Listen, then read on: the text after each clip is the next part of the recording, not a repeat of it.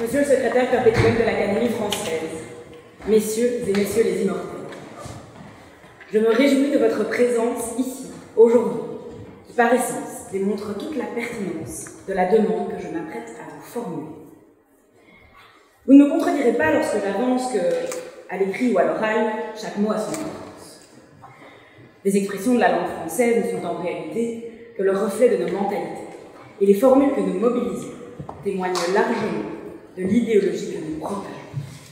Parler, c'est prêcher. Déclamer, c'est se positionner. Je me permets alors de vous demander, que vient dire l'expression « mourir d'ennui » du message que nous véhiculons? Vous en conviendrez, cette expression est suffisamment utilisée que pour mériter d'être interrogée.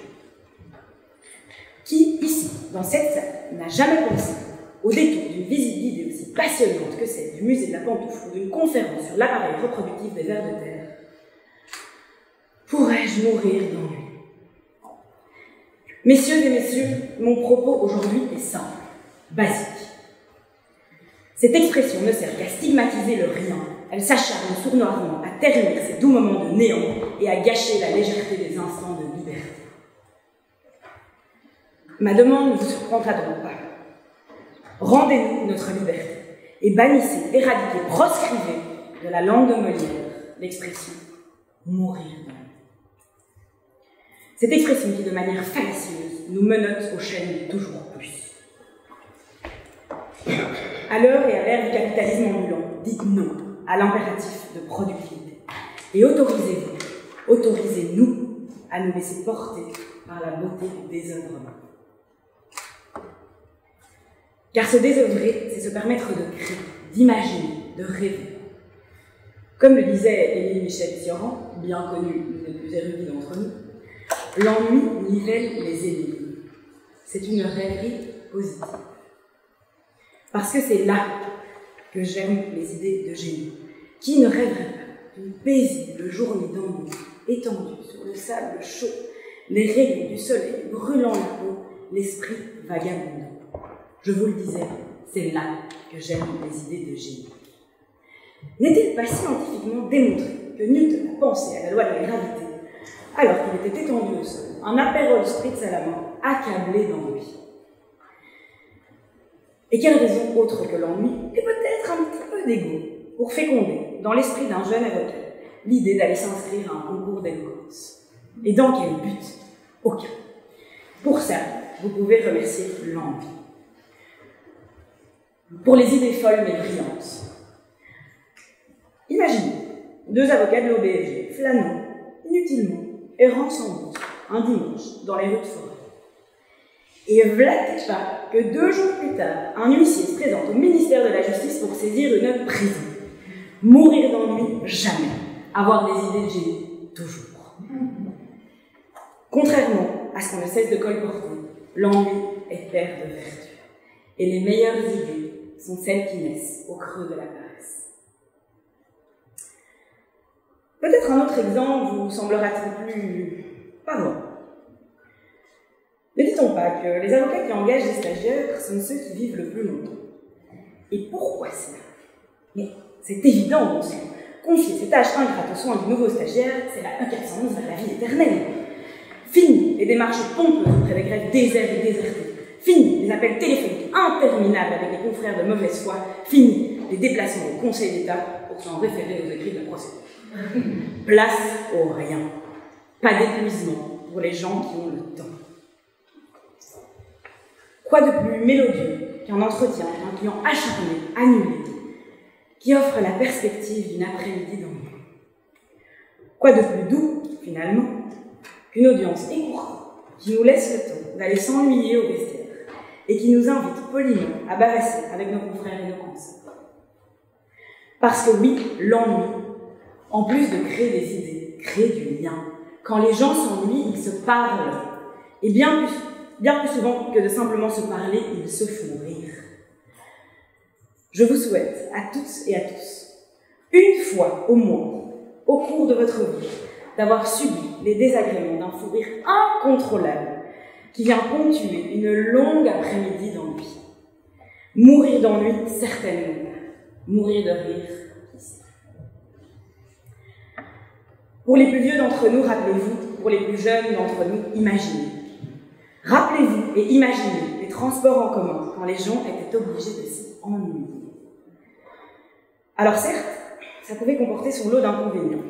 Parler aux voisins pour passer le temps avant qu'il ait appris l'existence du dentifrice, risqué. Mais imaginez la richesse des rencontres, la beauté des échanges, le plaisir du partage.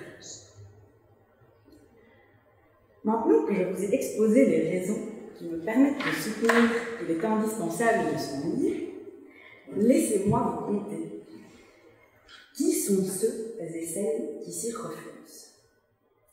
Refuser de s'ennuyer. Est-ce que ce ne serait pas admettre qu'on n'est pas suffisamment intéressant que pour se consacrer du temps? Refuser de s'ennuyer, c'est résister à l'idée de faire connaissance avec soi-même, probablement parce qu'on a trop peur de ce qu'on pourrait y trouver. Vais-je me rendre compte que la signification de mon existence est aussi dénuée de sens que celle d'un homme blanc cisgenre hétéro de plus de 60 ans?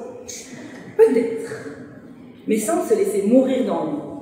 Impossible de m'offrir l'opportunité de devenir un homme blanc cisgenre hétéro de plus de 60 ans woke, sans oxymore, bien sûr. Trêve de transition, le vaste sujet des hommes blancs cisgenre hétéro ne peut décemment pas être abordé sans la question des privilèges. Et à bien y réfléchir, l'ennui ne serait-il pas finalement lui-même un privilège, oserais-je dire, un luxe?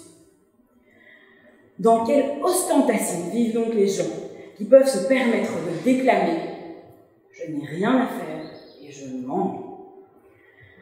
N'a-t-on même jamais entendu un avocat ou une avocate prononcer ces mots? Au barreau de peine, peut-être. A-t-on déjà entendu une femme qui travaille, s'occupe du ménage, des courses, de la cuisine, du linge, des devoirs et des enfants dire « je n'ai rien à faire et je m'ennuie ». Jamais.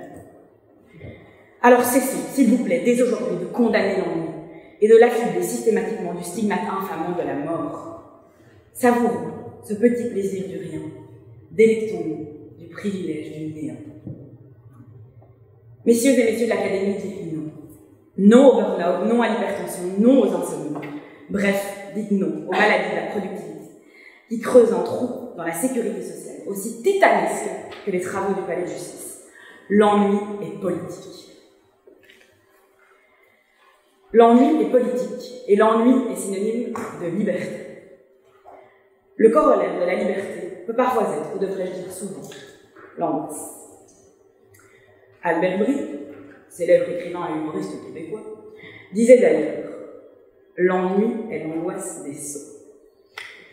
Peut-être, finalement, l'utilisation de cette expression n'est-elle que le stigmate de notre incapacité à gérer l'anxiété et le témoin de notre désir profond de tout contrôler.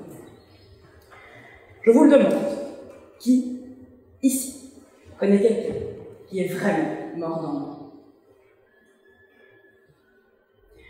Je vous mets au défi de trouver une seule épitaphe mentionnant C.J. Michel, mort d'ennui. Après tout, la plupart des personnes dans la salle ont été contraintes de suivre des dizaines d'heures de fondement du droit romain, cours dont l'utilité reste encore à démontrer, et nous voilà, toutes et tous, debout, vivants et vibrants. Alors, messieurs et messieurs de l'Académie, l'heure est au changement, le temps est venu. Je vous le demande, cessez de culpabiliser les épicuriens et rayez cette expression de notre langue. Plutôt que de mourir d'ennui, j'ai l'audace de vous inviter à en vivre. Je vous le disais, votre présence ici, aujourd'hui, est la démonstration même de mon propos. L'ennui d'un morne jeudi après-midi vous a poussé à venir m'écouter. Et si, comme je l'espère, mon discours vous a ennuyé, vous me concéderez à tout le moins que vous en êtes sortis vivant.